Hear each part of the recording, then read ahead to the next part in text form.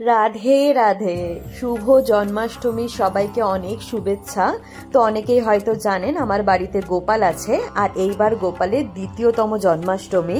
সেই উপলক্ষেই সামান্য কিছু আয়োজন আমি করছি, আর সেগুলোই আপনাদের সাথে শেয়ার করব।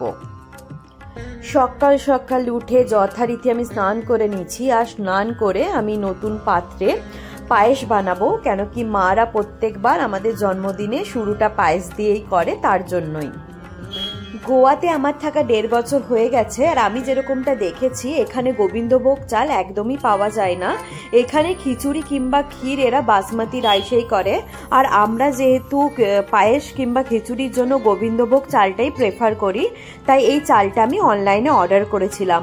আর সত্যি বলছি, চালটা খুবই সুন্দর এসেছিল। তারপর আমি পায়েসটা চড়িয়ে দিয়েছিলাম। সকালবেলায় স্নান করানোর পর আমি গপুকে প্রথমে পায়েস দেব, তারপরে পুরো দিনের যা ভোগ আছে আমি সেইগুলো বানাবো।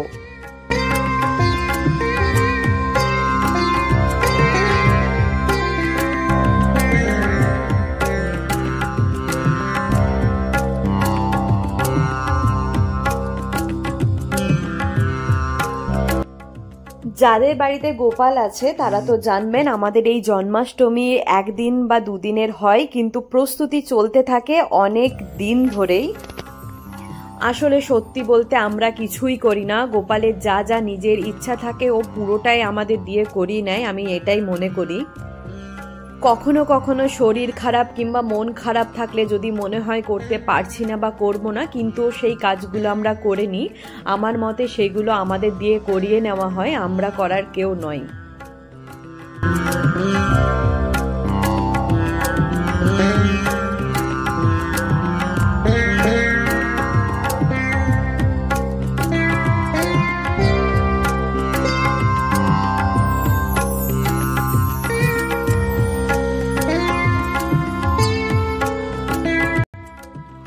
আপনাদের সাথে কথা বলতে বলতে আমার পায়েসটাও রেডি হয়ে গেল, আর এই ফাঁকে আমি সৌরভকে দিয়ে ফুলের মালাও আনিয়ে নিয়েছি সিংহাসন সাজানোর জন্য গোপালের। তো চলুন আপনাদের দেখায় আমি কিরকম সাজিয়েছি। তো দেখুন কিরকম সাজানো হয়েছে, জানাবেন আমাকে আপনাদের কেমন লেগেছে। তো ছোট্টর মধ্যে একটা ডেকোরেশন আমরা করার চেষ্টা করেছি। আর এই দুটো গোলাপ সৌরভ এনেছে গপুর জন্য। যেরকমটা কিছুক্ষণ আগে আপনাদের বললাম, আমার জন্মাষ্টমীর জন্য প্রস্তুতি অনেক দিন ধরে চলছিল। আর এই যে দিয়াটা আমি জ্বালাচ্ছি আপনারা দেখছেন, এটা আমি অনলাইন মিশো থেকে আনিয়েছি। আপনারা চাইলে নিতে পারেন, খুবই সুন্দর। শুধু জন্মাষ্টমী না, আপনারা চাইলে দিওয়ালি কিংবা অন্যান্য পুজোতেও এটা ব্যবহার করতে পারেন।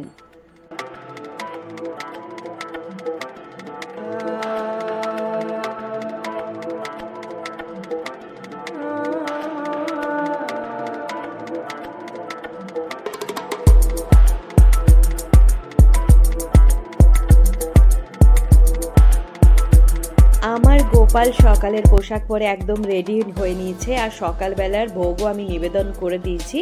নিত্য পুজোও আমার করা হয়ে গেছে। আমার গোপালকে কেমন লাগছে সকালের পোশাক পরে আপনারা নিশ্চয়ই জানাবেন আমাকে।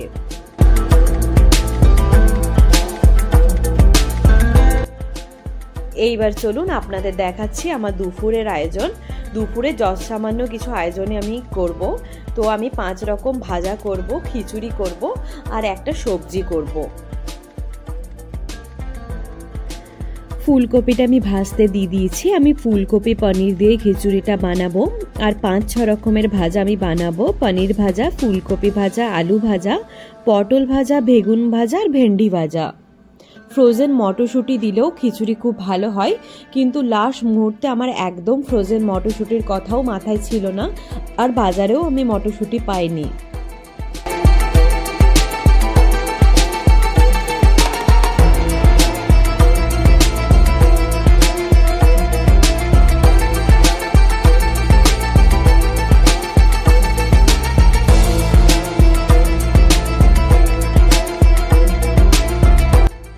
ভাজাগুলো আমার একদম রেডি হয়ে গেছে। আর খিচুড়ির জন্য আমি মুগ ডাল ভাজছি। যেহেতু আজকে সোমবার পড়েছে, সবার অফিস আছে, সেই জন্য বেশি কেউ আসতে পারবে না। শুধুমাত্র আমার বাড়ির আশেপাশে যারা আছেন আমি তাদেরকেই প্রসাদ দেব, সেই জন্য খুব বেশি পরিমাণের আমি করছি না। সৌরভ অফিস চলে গেছে সকালবেলায়, ও আসবে সেই রাত্রিবেলায়। আর আজ যেহেতু অষ্টমী সেই জন্য আমি চাল খাবো না, আমি খাবো সাবু। এই ভোগটা আমি শুধুমাত্র বানাচ্ছি গোপালের জন্যই। সবজিটা আমার বানানো হলো না, কেন কি গ্যাস আমার শেষ হয়ে গেছে। অনেকজন জন্মাষ্টমীতে চাল প্রসাদও দেন না, যেরকমটা খিচুড়ি কিংবা পায়েস, কিন্তু আমি নিবেদন করি, আমি নিজে খাই না। এক একজনের এক এক রকম নিয়ম হয়। আমি যেখান থেকে শুনেছি ওখানে বলা আছে কি তুমি চাইলে তুমি নিবেদন করতে পারো, কিন্তু তুমি নিজে খেও না। এটা আমার গোপালের দুপুরবেলার ড্রেস, বলবেন কেমন লাগছে। আমি ভোগও নিবেদন করে দিয়েছি। রাতের বেলায় কি করছি না করছি, রাত 12টাতে আমার আসল পুজো হয়, আপনাদের পুরোটাই দেখাবো। তো দুপুরবেলা পর্যন্ত কিরকম লাগলো আমাকে জানাবেন, অবশ্যই আমাকে জানাবেন। নতুন পোশাকে আমার গোপাল আপনাদের কেমন লেগেছে? আমার তো ভীষণই ভালো লেগেছে, আমি ওর দিকে তাকালে আর চোখ সরাতে পারি না।